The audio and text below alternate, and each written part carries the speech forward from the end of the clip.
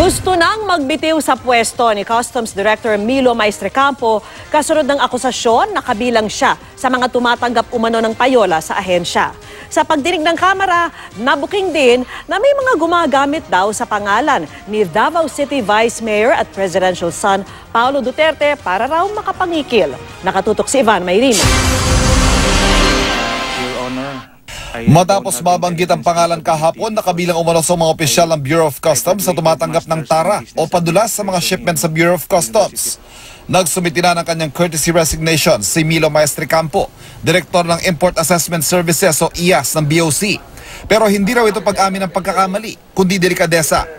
Paglilinaw niya, wala naman ang kanyang pangalan sa listahan ng customs broker na si Mark Taguba at nabanggit lang daw siya dahil siya ang hepe ng IAS. Wala akong pakialam kung Davao Group, Cagayan Group, Manila Group ka. Kung lumabas ang katotohanan na ikaw yung gumagamit ng pangalan ng IAS, walang pakialam.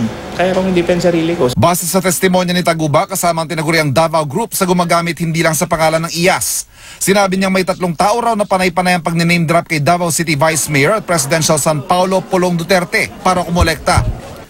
Sinasabi silang Davao Group. Iyon po ang sinasabi nila. Anong ibig sabihin ng Davao Group?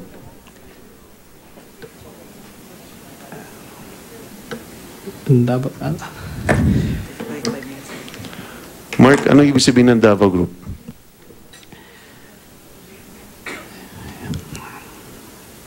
Your Honor, ang pagkakaintindi ko doon kay Vice Mayor. Paano mo nasabi yun, Mark? Mark, paano mo nasabi yun? Mabigat na akusasyon yan, Mark. Yun po ang sinasabi nila. Paano mo nasabi na meron silang karapatan para sabihin yon? Your Honor, chismis lang naman yun. Sinasabi lang nila, tingin ko nag-name drop lang naman sila. Yun po yung Tita Nani. Yun po yung Jack. Yun po yung Small. Yun po yung grupo nila. Yun yung Davao Group na sinasabi nila. Nini-name drop nila Tita Nani, Jack, Small. Ginagamit nila yung pangalan. Ginagamit lang nila yung pangalan ni Vice Mayor. Never mo na-meet si Vice Mayor? Never.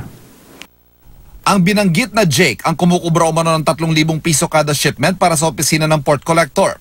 Wala namang detalye pa ng pagkakakilanlan ni alias Small. Ang sinasabing si Tita Nani, tumatanggap umano ng 10,000 piso kada shipment kapalit ng tariff codes para mailusot ang mga kargamento. Doon sa 10,000 napupunta sa IAS, kanino napupunta yan? Hindi ko po alam. Ang binibigay ko lang po doon sa Tita Nani, yung 10,000 per container. Hindi ko naman po alam paano ang hatian nila doon. Itong 10,000, sa buong talambuhay mo, wala ka na encounter na resistance nang gagaling sa iba't ibang opisyal kapag naibibigay na yung kabuuan ng 27,000, dire-diretso na ang pasok nung mga lata. Tama? Yes, Your Honor. Depcom Gambala. Yes, sir. Ito si Tita Nani. Kilala mo hindi? No, sir. Binigyan ng legislative immunity si Taguba para malayang sabihin ng kanyang nalalaman patungkol sa nawawalang kargamento ng droga sa BOC. Sinubukan ng GMA News sa makuhang panig ni Vice Mayor Duterte pero ang BC Alcalde ayaw na raw patulan ang isiniwalat ni Taguba. Wala naman balak sa ngayon ng House Committee na ipatawag si Vice Mayor Duterte sa pagdinig. Ivan Mayrina, nakatutok, 24 oras.